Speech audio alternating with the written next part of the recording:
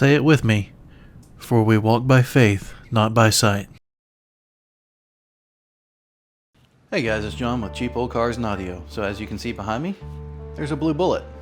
And if we roll this way, you might have already been able to see it, there's a blue Mach 1 sitting on jack stands in the front. I'm working on some stuff. I saw a little short, I think Rev and Evan posted it. It was like, which one's better, a Mach 1 or a Bullitt? Most people are gonna say Mach 1, right? Most people are just gonna be like, this is better, case closed. I don't think that's right. I don't think that's right. And I say that as a person owning not one Bullitt. There's actually another Bullitt out there. I've got a blue one and a green one. Now, when I make this comparison, if you've seen my channel before, you might know that this Mach 1 is auto. I'm not talking about this Mach 1, okay? I had from 2014 to 2020, a dark shadow gray manual Mach 1. It had 373s, long tubes, catless X, MagnaFlow muffler or catback, and a intake spacer where it separates the plenum and gives you more plenum volume. It had a tune and such. It might have had cams as well. I don't know for sure. The car had been through a bunch of different owners before I got it, and I do know it made 330 to the wheels though. It was a pretty stout car.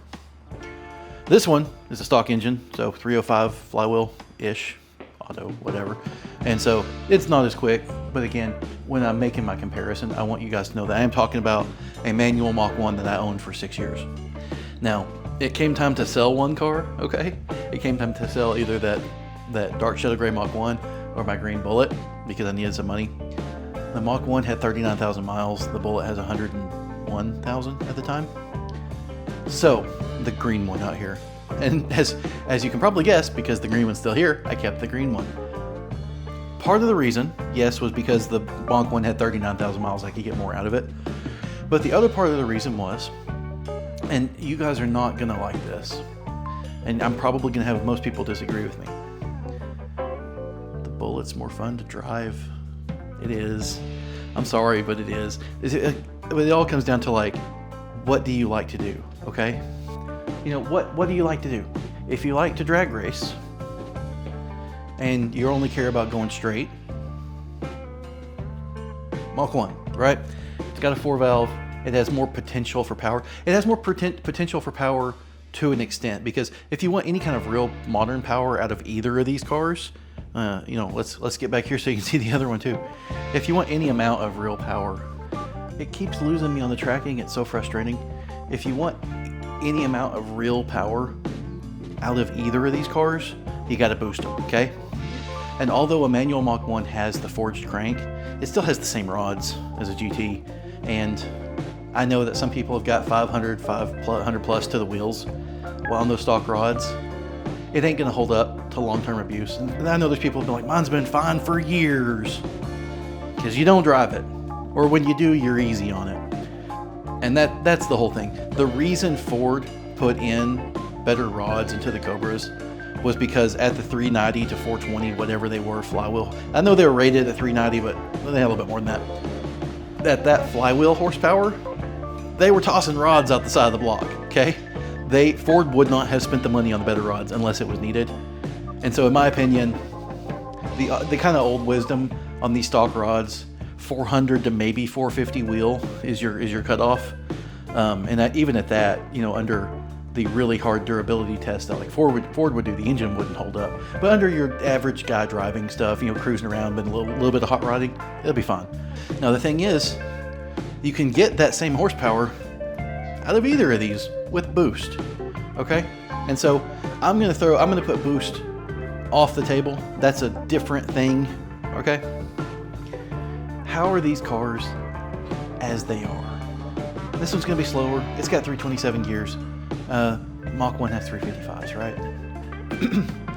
265 horsepower, 305 horse. And if you got manual, you got an extra 1,000 RPM in the Mach. Mach's a no-brainer, right? Again, if you're a drag racer. Because if you're drag racing, more power, more potential for power with bolt-ons. Cams and stuff do a lot more in these than they do in those. Of course, it makes all the sense in the world. But if you're a weird guy like me, I've got cars out everywhere and people drive by slow and I'm like, what are you doing? They're probably looking at the cars, whatever. Anyway, if you're a weird guy like me and you like going through corners, right? It's the better car. So the spring package and the sway bar package and the shocks too. I've got a set of the Takiko up there, the factory shocks off this car. It's better for cornering. These had softer shocks, the same spring rates, right? 600 front, 250 rear, I think.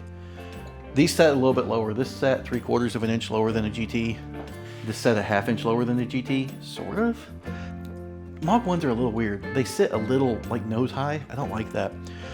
I almost think, I don't know this for sure, but I almost think the rears sat the same. I haven't measured. But it's kind of hard to measure now because they're 20 something years old. That one's on different springs. I had to put the factory springs back on that one. And the factory front springs from that one are actually on this one. Because the springs got me a 1/4 inch drop, and then I removed the isolators, which got another 3/8 of an inch. If you don't know fractions, a 1/4 is also 2/8, right? And so 2/8 and 3/8, 5/8. So I got 5/8 of an inch drop in the front on the Mach 1 by doing Bullitt springs with no isolators. And that was measured. It should, I mean, like the springs are going to sag over time. And, you know, so maybe the car wasn't as high as it should have been. Like it was lower already, but by the math, when I put Bullitt springs in with no isolators, I should have got 5/8. I measured it out before and after. I got 5/8. I am kind of comparing a Bullitt with a few mods, and I'm gonna make that, that's a loud truck, tires are loud. I'm gonna make that make sense a little bit because there is a value and price difference between the cars. On one hand, I'm gonna say that price difference is completely negligible, okay? In an era where new trucks cost $60,000 to $80,000 and an F-250 or a 2500 GMC truck or Chevy, whatever GM truck, is like $80,000 to $100,000. A Mustang GT is 50 plus, and like modded Mustangs like the Shelby or the RTR, or the Celine, Roush, whatever, I don't know. I don't know if Celine and Roush still do it. I think they do. I haven't paid attention, to be honest with you. I think Celine does. I haven't paid attention. And I haven't paid attention because those are $80,000 to $100,000 cars. And an $80,000 to $100,000 car, to me, is just as unobtainable as it was when I was 12. I can't afford that crap. It's out there. It's gone. Like, the cars got so expensive and wages didn't keep up, and so I look at that stuff and it's unobtainium, okay? I mean, even if I could afford the payment, I'm not gonna do it because it's as much as my house payment. I'm just not gonna do it. It's stupid to me. So, Mach 1, Bullitt, same miles, same condition, both 5 speeds. Which one's worth more? And a lot of people, I know a lot of people, to them, the car that is worth more is the car that is worth more. If that makes sense. I keep losing my tracking, and it's really frustrating because I don't just want to stand in one spot. I want to move around. Dollar amount, okay? Now, if you're talking about should you buy to resell, right? A V6 like the red one over there, or a Mach 1? Duh, right? Because this one's like 3 times the price of that one. But the Bullitt, it ain't, okay? This Bullitt is a blue one, and that is more rare. I get that. 722 of these made. I have been offered, and this one has 113,000 miles too. This Mach 1 here, again, auto, I know that brings the value down some, okay? Hear me out on this. Auto, it brings the value down some. 89,000 miles on this Mach 1. 113 on that car. I have been offered $4,000 more. I had to think about it for a second. I've been offered $4,000 more for that car than I paid for this one. Okay? Now, if this was a manual car, it would have been a little bit more. But I ask people when I see cars and stuff on the Mach 1 page and stuff on Facebook, I ask people what they sell for and different miles and stuff. I happen to know that I have been offered more for that car than manual Mach 1s with the same miles are selling for right now. Okay? Now, if it was a green Bullitt, there were more of those. They're easier to find. You know, and it's not just because this is a blue Bullitt and it's rare. It's also because it's dirty right now. I apologize for that. It's typically here in the garage and super clean, but the mods are really tasteful. It's a really clean car. It's got the Cobra bumper. It's also got a factory bumper that is absolutely perfect. And it's just, Everything I've done is understated, subtle, and tasteful, and reversible. And I've got all the factory parts. And so to a person that really wants a blue one, but maybe wants one that they're not afraid to drive, so not a garage queen, low mile car, like it's like the perfect car. And that's typically where I buy cars too. I buy cars that are, I'm not hoovy, right? I'm not buying hoopties to fix up. I buy a car that is in pretty good shape. I don't have to do a lot to. I can just drive and enjoy, but it's also not so perfect that I'm scared to drive it because it'll get messed up. I'm kind of in this little gap there between. And honestly, when I really boil it down to exactly like what I want and stuff, it takes me a long time to find a car. It took me a year to find the green one. It took me like 3 years to find this one, because there's a very, very specific and narrow window of stuff that I'm looking for. This one, not the case. This one I found in like 3 days or something. It was just ridiculous because we were after a blue auto Mach 04 specifically. There's 282 of these made. I thought that was going to be tough. There was 2 for sale in the country at the time, or at least on the Facebook pages. There was one in New Mexico and then one a lot nearer to me. I'm in Arkansas. He was in Oklahoma. The Oklahoma guy didn't reply. The New Mexico guy worked with me. Got the New Mexico car. I'm getting a little off topic. Which one's better, okay? If you're into drag racing and you don't give a crap about corners, get that. If you're into corners and you don't really give a crap about drag racing, which is me, that's a more fun car. The Bullitt is just more fun in the corners. And let me tell you why. The Mach 1 obviously has its aluminum block, right? This has an iron block. The Mach 1 heads are bigger and heavier and sit up high. I don't know if everybody would be able to tell this. I can tell the center of gravity difference in a corner. When I dive off into a corner, the iron block that's low in this car, it feels better than this one. It's kind of hard to explain, but in the Mach 1, the gray manual Mach 1 that they had, you dive off into a corner and you kind of feel that weight kind of pull, you go into a left. It's really hard to explain, but I could feel it. I could feel that extra weight up high on the front.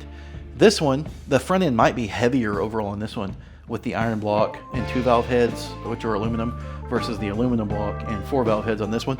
The front end might be heavier, but the weight is lower. The mass, the main chunk of the weight is lower. And if you're cornering, that's better.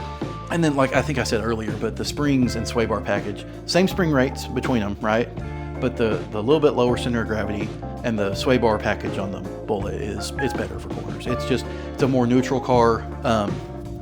When I was really in my gray Mach 1, when I would get out and be really ripping through the back roads, I had the front end push some here and there, kind of go into a corner, and the front end starts to want to slide. And then you could get into throttle and get the rear end to come around, kind of rotate a little bit. But you're also at that point, you're at the point of where the rear end starts doing weird stuff in the car because of the not great factory suspension. Okay. The Bullitt has those same bushings and stuff. Now I've changed mine rear lower control arms to adjustable Maximum Motorsports one. That's better, okay? But you can do the same in the Mach. These cars are more neutral in their handling. And so you're going through a corner, you start to get into the throttle a little too much on corner exit. The front end hasn't pushed at the same speed with the same tires, right? The front end hasn't pushed as much. You're not getting to oversteer. You start to get in throttle on the corner exit and the rear end starts to step out a little bit. And it's like, oh, okay. You don't have to do anything crazy to catch it. In the Mach 1, I will say on a couple corners when the rear end started to come out, I had to be a little drastic to catch it, okay? This car, you just a little counter steer and just bring the throttle out just a touch. Not get off the throttle. You don't want to get off throttle mid-corner because you can get into snap oversteer, right? Snap oversteer is typically driver error. You don't want to do that, but you can just a little bit, just catch that slide. It's so easy in that car. Not as easy in the Mach 1. So I'm going to wrap this back here and say, hey, if you're a drag racer, all day long, snag yourself a Mach 1. If you like corners, I like that car. There's another reason that the Bullitt's better in corners too, is because it's slower, right? You can actually stay in the throttle a little bit longer. Now, I don't like the 327 gears. The 327s suck. Swap your gears out. Go 355s like the Mach. It's way better. This one has 410s. It's a little too much. Now, people tell me, don't be afraid of it. I spin mine for 3,500 RPM for 5 hours straight, and it's fine. I don't want to do that. Like, good for you that you did it. I don't want to. I don't like that I'm going down the interstate at 2,800 RPM for an hour just to get to the curvy road that I want to drive on. I don't like that. So I'm gonna bring this back down to 355s or 373s. Here's the main thing. The main point of all of this that I want to get out there is your opinion is your opinion. And that's fine to have your opinion. That's absolutely great. But your opinion is not everyone else's opinion. So if someone says, I like the Bullitt better, say, okay, that's cool. And if someone says, I like the Mach 1 better, okay, that's cool too. Whatever. They're a few $1,000s difference in price. They do different things well. I honestly think they're both valid cars. And if you're into corners at all, you got to try the Bullitt. It's the best of the new edges. Yes, the Cobra has IRS. Yes, it handles mid-corner bumps better. All that weight up in the front, it hinders you. Now, I know that a lot of people, when they think about cornering cars, it still is all about power, because you come out of the corner and you want that just haul butt down that straightaway, right? I get it. I do. I really do. Maybe I'm just weird. I like a momentum car. I like a car that I have to drive smoother and better to hold my momentum through the corners, because I don't have as much power for the straightaway. To me, it's more fun. It's more of a challenge. Yeah, I do want a C5 Z06, right? Yeah, that's got all the power that you would ever need for whatever I'm going to do. It's a what, mid 12-second car, isn't it? Some of them I think ran low 12s. I can't remember exactly. It's a quick car. It is fairly quick. I don't want it though for that speed and that power. And honestly, I'm kind of thinking about getting a base C5 and just doing suspension mods to it, because I don't really want that same thing that I had in that Mach 1 where I could do 140 between corners. I don't really want that. I want to be able to do 90 between those two corners, right? Because it's fun to come out of a corner and you're, let's say in this car, because it's got the 410s, I'm in third in the corner, right? And then haul, just foot to the floor, scream up through third, into fourth, and it's like, okay, that's probably about good, right? And the gray Mach 1 I had, you go through the corner, same corner in second, and then you're about the top of second, and you hit third, and you run to the top of third, and it's like, I'll go to jail if I get pulled over at this point. Like, the speed limit out here is 45. I'm doing 100 plus, third or fourth or whatever it is. Like, a little excessive, right? Maybe I'm a chicken. I don't know. Which one's better? Which one do you like more? That's the one that's better. Again, I've said it multiple times. The price difference is absolutely negligible at this point. A few $1,000s between similar cars is nothing in this day and age where, new cars are, like I said, $50,000, $60,000 for a new GT. What's $3,000 or $4,000 difference between a Mach 1 and a Bullitt? That's minuscule, and it's really not even worth worrying about. If you like the shaker, get a Mach 1, I guess. I'm going to take this out here with me. I'm going to show you what I did. You guys, if you've seen my videos, you know what I did to the green one. We'll walk out here and check it out, though. Anyway, let's do this. Here we go. Yeah, best of both worlds. Bullitt, that handles well, with shaker. Can't beat that. Like and subscribe. I hope you enjoy this video. I hope it's fun for you. I mean, I don't know if I really even said anything, but like what you like, and don't try to pee in other people's Cheerios if they don't like what you like. It's fine. We can all like different things. It's cool. Have a good one. Like and subscribe. Thank you for watching.